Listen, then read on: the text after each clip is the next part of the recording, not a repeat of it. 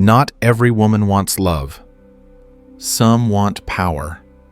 You think she's here to love you, that her smile means warmth, that her softness means safety. But what if she isn't here to hold your heart? What if she's here to test your strength? Some women don't fall in love. They hunt emotional control. They don't crave connection. They crave influence. It's not about being held. It's about holding power over you subtly, elegantly, without ever raising her voice. And if you confuse that for love, you're already losing the game. These women don't attack directly. They disarm. They use tenderness as camouflage. Their power isn't in physical aggression, but in the quiet erosion of your self-trust. They don't need to shout. A look, a well-placed silence, or a subtle withdrawal is all it takes to make you question yourself. They don't ask, "Do you love me?" They make you wonder, "Am I enough?" The danger lies in the illusion. She doesn't chase you. She makes you chase clarity. And in that chase, you'll bend your values, overextend your kindness, and slowly lose your center, all while thinking you're saving the relationship. But you're not saving love. You're surrendering your freedom. Machiavelli never wrote about romance, but he understood this. Not every battle is fought with swords. Some are fought in beds, in conversations, in glances. And some women, not all, but some, don't seek to build with you. They seek to own the frame of your emotional reality. That's not love. That's war in disguise. Control doesn't always scream. Sometimes it whispers. Manipulation doesn't always show up wearing a villain's mask. Sometimes it looks like affection. Sometimes it feels like chemistry. And that's what makes it so dangerous. The most powerful form of control isn't loud. It's quiet, smooth, nearly invisible. She doesn't need to demand anything outright. Instead, she creates an emotional storm and then offers you shelter, making herself feel essential. She'll cry, then comfort you. She'll pull away, then come closer. She'll break you just enough to make you crave her healing. That's the trap, and it doesn't feel like abuse. It feels like intensity. One day she's warm, the next she's cold. One moment she's full of praise, the next she's gone. And you're left in emotional limbo, wondering what changed, trying harder, bending further, always chasing a version of her that she controls. This is not accidental. It's a dance she knows by heart. You won't even realize you're being trained to seek her approval, to fear her distance, to measure your worth by how she feels that day. The manipulation is subtle, but it reprograms your instincts. Your natural confidence slowly replaced by anxiety. Your logic drowned in the emotional chaos. By the time you wake up, you're no longer in a relationship. You're in a maze she designed, and she holds the exit key. Machiavelli would have called it a strategy of soft domination, not through force, but through precision-crafted uncertainty. And the scariest part, you'll call it passion. She creates the storm, then sells you the calm. You don't just fall for her, you fall for the feeling she gives you after the chaos. That moment of peace, of relief, of being seen again, it's addictive. But what you don't realize is that she's the one who created the storm in the first place. This is the cycle: tension, confusion, conflict, followed by comfort. She breaks your emotional stability, then offers you the cure. And because the pain feels real, the relief feels even more powerful. That's the hook. You start to believe that she's the only one who can calm your storms, when in reality, she's been feeding them all along. It's classic psychological conditioning. She rewards you with tenderness after pushing you to the edge. Over time, you're no longer chasing love, you're chasing relief. You're not in love with her. You're in love with the version of yourself you get to be when she stops hurting you. And that's not love, that's emotional dependency. The deeper you go, the more you confuse intensity with intimacy. You begin to associate emotional highs and lows with passion. You tell yourself, it's just complicated, when really you're caught in a system designed to destabilize you. Machiavelli wouldn't call it romance. He'd call it a calculated campaign of control, not to destroy you, but to make sure you never feel stable without her. And when she becomes the only source of peace in a war she started, you stop noticing you're at war at all. She becomes your fantasy, not because she loves you, but because she reads you. She doesn't have to lie to you. She just has to mirror you. She doesn't become herself. She becomes what you crave. You want gentleness. She becomes soft. You want strength. She shows independence. You want mystery.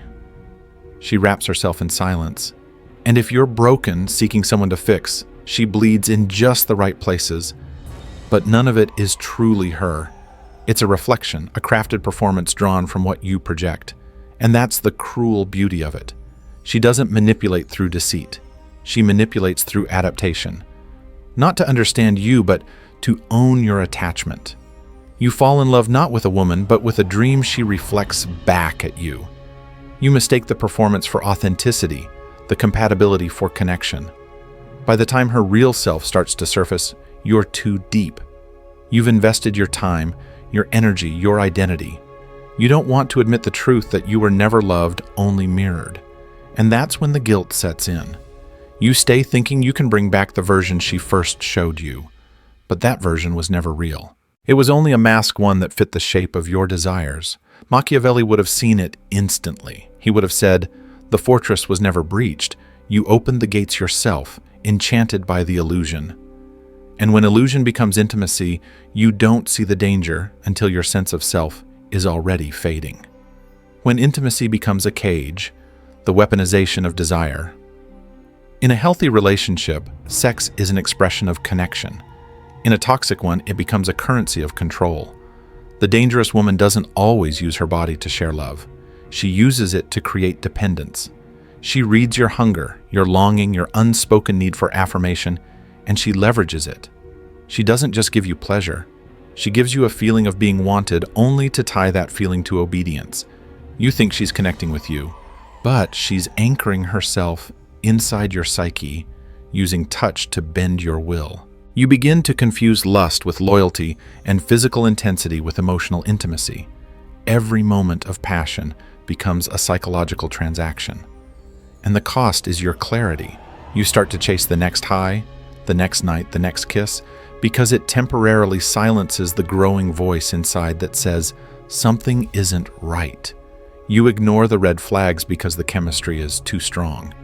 You stay in a fire that's burning you just to feel warm. Machiavelli wouldn't be shocked.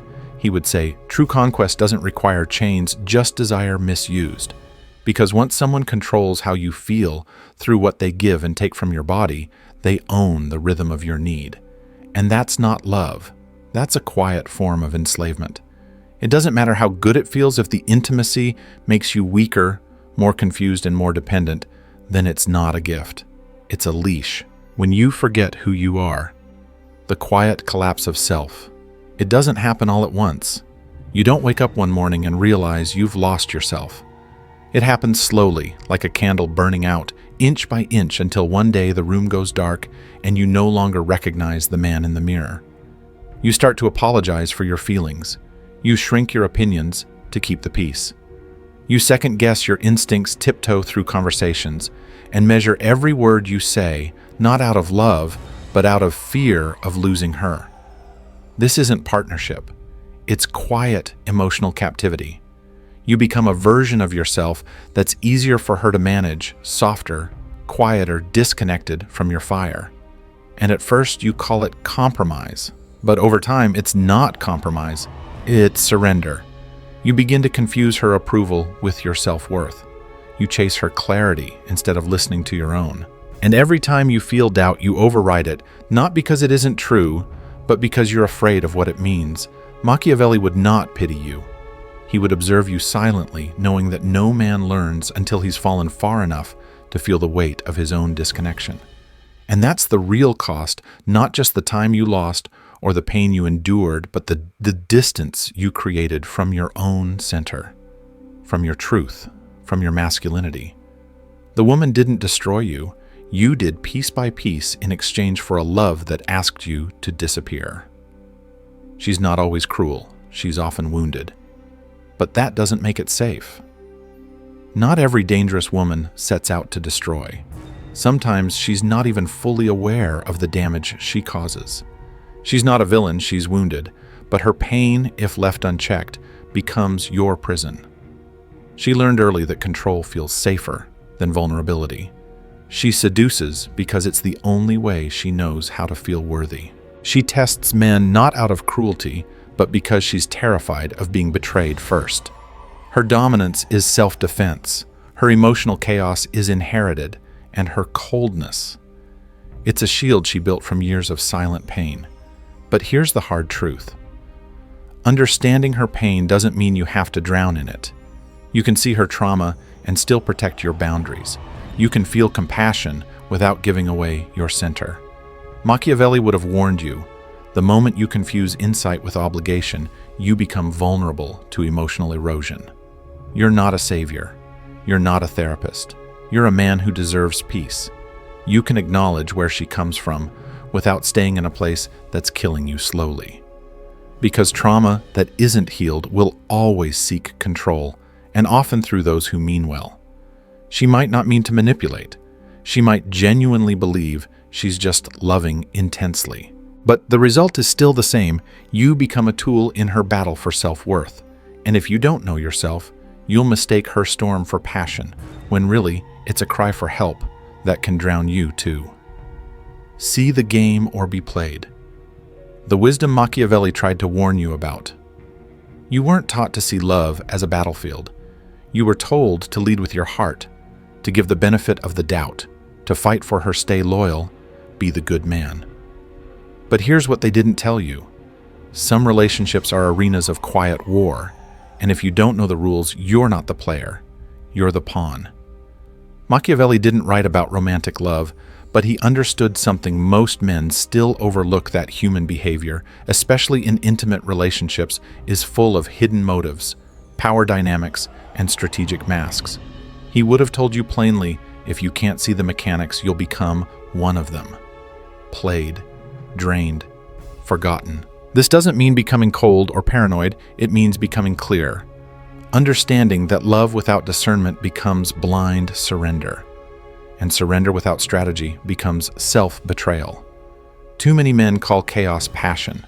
Too many men confuse manipulation with depth because they don't want to face the uncomfortable truth that not every woman is there to love you. Some are there to test your foundation, and if you don't have one, you'll fall. Machiavelli wasn't cruel. He was clinical. He didn't tell you to stop loving.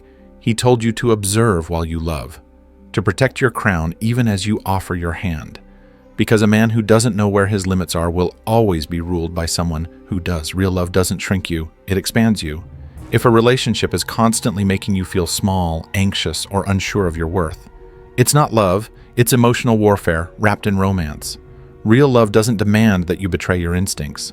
It doesn't twist your identity, blur your boundaries, or make you feel like you're walking on emotional eggshells. It doesn't make you ask for permission to be yourself. It doesn't feel like a game where you're always one wrong move away from being punished with silence. When you're in the presence of genuine love, you feel more you, not less. You speak more freely. You breathe more deeply. You sleep better. You're not addicted to the highs and lows. You're grounded in a steady, peaceful clarity. But when you're with a woman who thrives on power, not partnership, you begin to shrink. You adjust, you twist, yet you silence yourself, not because she asks you to, but because the unspoken rules of survival require it. And eventually you forget what it feels like to be loved without needing to earn it. Machiavelli didn't call this love. He would have called it a slow conquest, a gradual erosion of sovereignty masked as intimacy. True love doesn't confuse you. It doesn't leave you guessing. It reveals you, strengthens you, anchors you. If you feel like you're always chasing validation instead of being met with presence, you're not in love, you're in a performance. And the cost of the ticket is your peace. The way out isn't rage. It's clarity, boundaries, and rebuilding from within. When you finally see it, when the illusion crumbles and the truth stares back at you, don't run in anger. Walk away in clarity. That's where your power begins. The most dangerous part of emotional manipulation isn't her tactics. It's your blindness to them. It's not the drama or the pain. It's the version of you that ignored the signs because you were too afraid to be alone. That's where the transformation has to begin, not with her, but with you. You cannot escape what you refuse to see. And you cannot break free from a toxic woman until you break free from the parts of yourself that tolerated her. The emptiness that craved chaos, the ego that wanted to save her, the silence that kept swallowing your voice. Machiavelli wouldn't advise revenge. He'd advise strategy, not a dramatic exit, a clean one that protects your energy, rebuilds your spine, and reclaims your time. Set your boundaries like stone. Cut ties with finality. Don't explain, don't defend, don't revisit old wounds dressed in new apologies. And then turn inward. Rebuild your center. Create rituals. Define what love means to you now, because unless you change the blueprint, you'll keep attracting versions of the same destruction.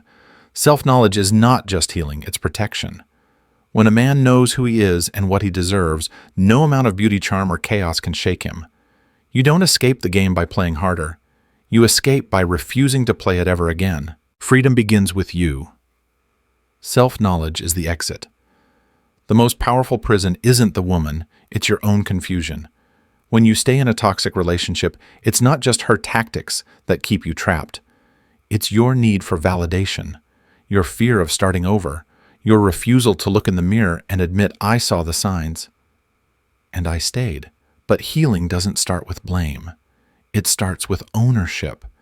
The exit from emotional captivity isn't a dramatic scene. It's a quiet, deliberate return to self. You don't need to scream. You don't need revenge. You need clarity, self-respect, and unshakable boundaries. You draw the line once. You walk away once. And you don't look back, no matter how soft her apology sounds or how familiar her pain feels. Because here's the truth, if you leave the door open, even a crack, chaos will always find its way back in. Machiavelli would have said, a fortress isn't lost from the outside, it crumbles from within. And if you don't fortify your inner world through silence, reflection, daily self-discipline, you'll invite the same pattern wearing a different face. So turn inward, reconnect to your values, sit with your solitude until it becomes strength. Learn to enjoy your own presence so no woman becomes your lifeline again. When you know who you are, you no longer seek in others what can only be built within. Because the man who governs his own heart doesn't hand the keys to anyone who walks by with a smile. Not every connection is meant to be kept. Some are meant to awaken you. One of the most powerful lessons from this exploration is simple. You must know yourself before you can love someone else wisely. Too many people confuse intensity with intimacy and chaos with passion. But love that destabilizes you, love that makes you question your worth, is not love. It's emotional dependency dressed up as desire. The world tells you to fight for love, to hold on to, fix the broken. But the deeper truth is this: you can't save someone who uses their pain to control you. And you don't owe your peace to anyone who demands it as a price for affection. In real life, this means setting boundaries even when it hurts. It means choosing solitude over emotional slavery. It means walking away with dignity when your soul is being dimmed. Because the strongest kind of love, the kind that lasts, is built not on need but on mutual respect, clarity, and wholeness. You are not here to be consumed. You are here to be sovereign.